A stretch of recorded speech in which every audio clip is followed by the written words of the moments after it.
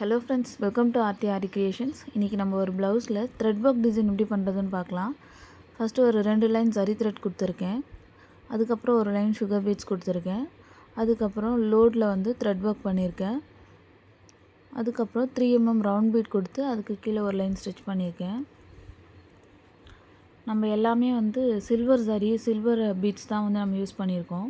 இப்போ நெக்ஸ்ட்டு இந்த ஃப்ளவரில் உள்ள ஒரு 3 mm ரவுண்ட் பீட் 3 வச்சு நம்ம ஸ்டிச் பண்ணியிருக்கோம்.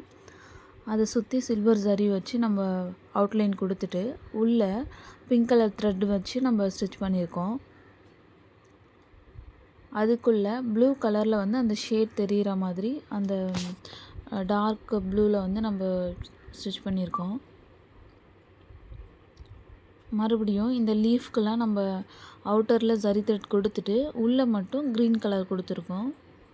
சாரியில் வந்து இந்த க்ரீன் கலர் வராது, ஆனால் இந்த ஃப்ளவர் டிசைன்லாம் பண்ணும்போது க்ரீன் கலர் கொஞ்சம் லைட்டாக கொடுக்கும்போது உங்களுக்கு இன்னும் பார்க்க அந்த ஃப்ளவர் அழகாக தெரியும். உங்களுக்கு வேணும்னா நீங்கள் இந்த மாதிரி டிசைன் பண்ணிக்கோங்க. அப்புறம் இந்த மாதிரி ஸ்டோன்ஸ் வந்து நமக்கு எங்கெங்கெல்லாம் தேவையோ அங்கே நம்ம ஸ்டிச் பண்ணிக்கலாம்.